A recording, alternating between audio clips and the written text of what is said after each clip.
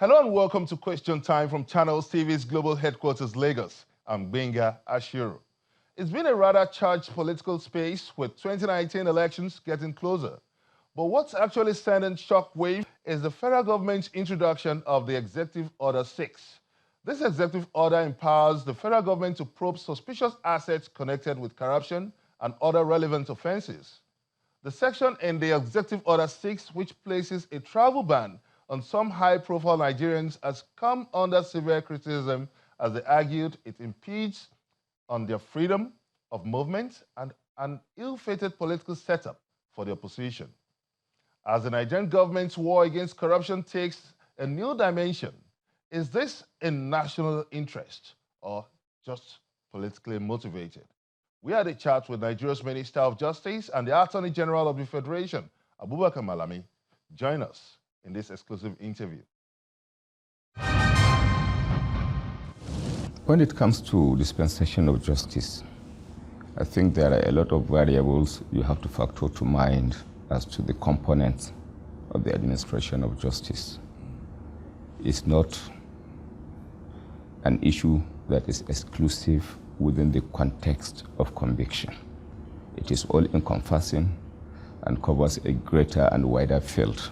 Are you not shifting the goalposts now by saying that it's not about conviction? Yeah, when you talk of administration of justice generally, you cannot be exclusive. That is the point I am trying to put across. So it's something that you have to look at holistically for the purpose of appreciating the successes, weaknesses, or perhaps associated inadequacies, if any. But people feel that prosecution had not been followed to the logical conclusion in many cases.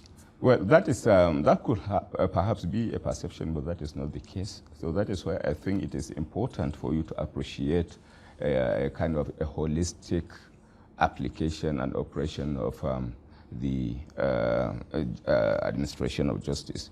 Now, perhaps, if you are looking at the administration of justice, there is no way you can look at it from the point of conviction without looking at the legislation element, without looking at the investigation element, which is a function of the investigation is indeed the function of the executive, legislative is indeed the function of the legislator, and then perhaps the conviction in its own right you are talking about, which indeed is the function of judiciary. Now, you've presented a chain now in the dispensation of criminal justice. Now, where is the weakest link? Is it from the legislative arm? Is it from the point of conviction? Is it from the point of the executive? Well, you cannot equally arrive at a conclusive position as to the weakness of a link within the context of criminal justice administration without equally appreciating the chain. Now, if you are looking at investigation, for example, there are those aspects of the investigation that requires international collaboration and which by implication requires generating of a mutual legal assistance request, to the international community. Once you generate, as a government, you generate that request to international community, or perhaps maybe some other foreign countries in respect of which some of the elements of the offense might have been committed.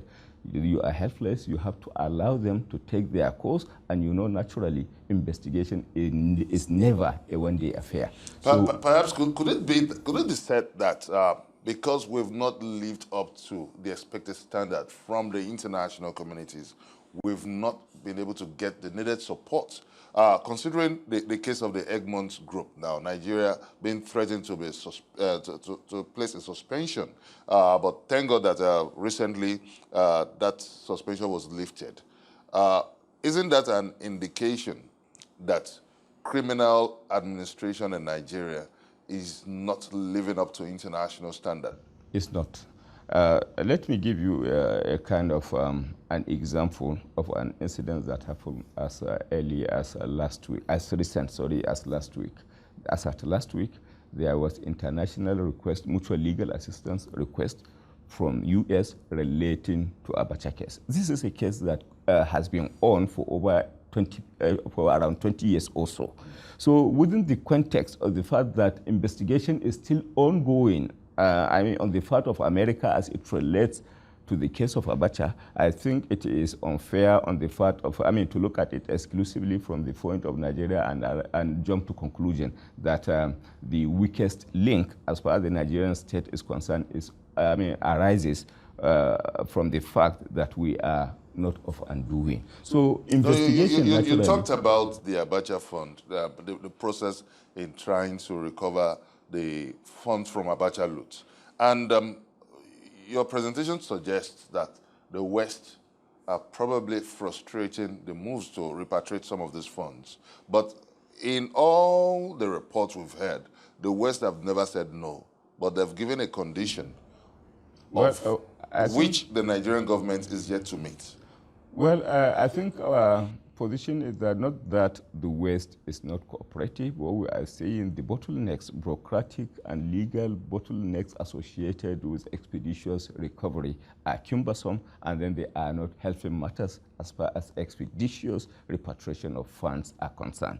And I think the African countries, for example, have now come to terms with the reality of the situation and have taken a position of a kind of working together in terms of putting across a consolidated position in terms of ensuring that some level of easiness is set into the process of repatriation of funds. So the position is not that we are accusing the West of not repatriating the fund, but what we are saying is that the process, there are a lot of bureaucratic bottlenecks, there are a lot of legal bottlenecks that makes it practically either impossible or in essence that slows down the process and make it not as expeditious as we had wanted it to be.